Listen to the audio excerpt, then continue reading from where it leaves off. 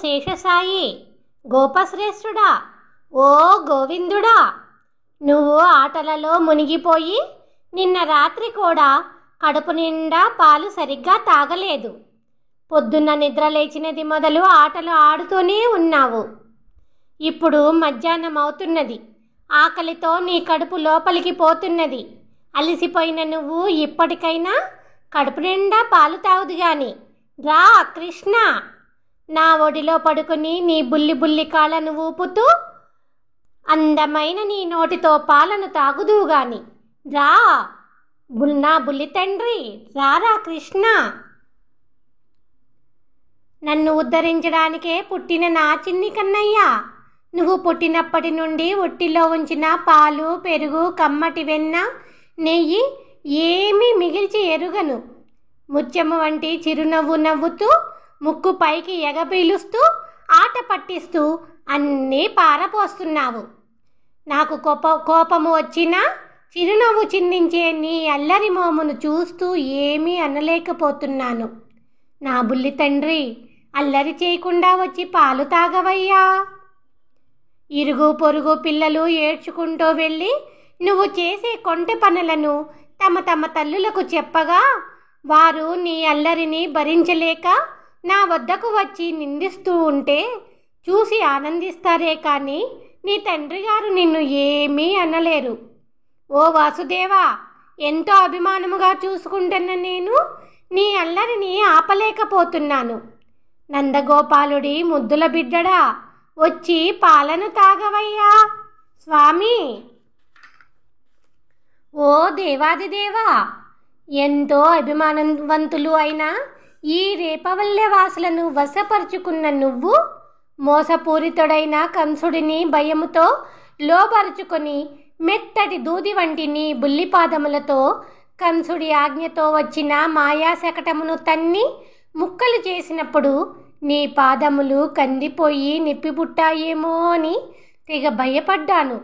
నా బుల్లి తండ్రి, వచ్చి పాలను తాగవయ్యా. ఓ వాసుదేవుడా, చెడుబుద్ధి కలిగిన ఆ కంసుడు నీపై కోపముతో ఉన్నాడు.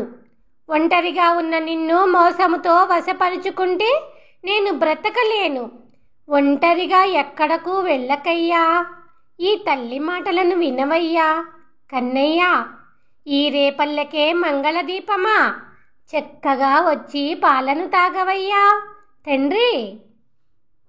మెరుపు వంటి సన్నని నడుము కలిగిన వయ్యారుల పొడవైన ఒత్తైన జడలో ఉన్న పువ్వులలోని తేనెను త్రాగుటకు వాలే తుమ్మెదలు వినసొంపైన రాగాలాపన చేసి శ్రీవిల్లిపుత్తూరు నగరములో భోగ్యముగా కొలువై ఉన్న ఓ వటపత్రసాయి, నిన్ను చూసిన వారు ఏమి నోములు నోచినదో ఈతని కన్న తల్లి అని అందరూ నన్ను పొగుడుతున్నారు. ఓ హృషికేశ, నా చిన్ని కన్నయ్య, ఓ కృష్ణ, వచ్చి పాలను తాగవయ్యా. పెండ్లి అయిన వారు నీ వంటి బిడ్డను కనాలి అనే ఆశతో ఇక్కడకు వచ్చి తమ రెండు కళ్ళతో తనివి తీరా చూస్తూ ఇక్కడ నుండి వెళ్ళలేకపోతున్నారు. తుమ్మెదలకు ఇష్టమైన తీయటి తేనె నిండిన పువ్వులను కొప్పున పెట్టుకున్న గోపికలు నీ అదరామృతమును గ్రోలాలి అని నిన్ను తీసుకుని వెళ్ళడానికే వచ్చి ఇక్కడే ఉండిపోయారు. ఓ గోవిందుడా స్వామి, నువ్వు వచ్చి పాలను తాగవయ్యా. పర్వతాకారులైన ఇద్దరి మల్లయోధుల శరీరములను తగలబెట్టగలిగే నీ దివ్య శరీరము పాలతో తడిసినట్లేగా నా ఒడిలో చేరి నా ఎదపై నీ బుల్లి బుల్లి చేతులతో కొడుతూ ఉక్కిరి బిక్కిరి అవునట్లు తొందరగా పాలను తాగవయ్యా. అందమైన ఎర్రటి తామర రేకులపై తెల్లని ముత్యములు చెదురున్నట్లుగా కనిపించే మంచి బిందువుల వలె కలువల వంటి నీ ఎర్రని ముఖముపై చెమట పట్టునట్లు ఇంటివాకిట దొర్లే ఓ కన్నయ్య.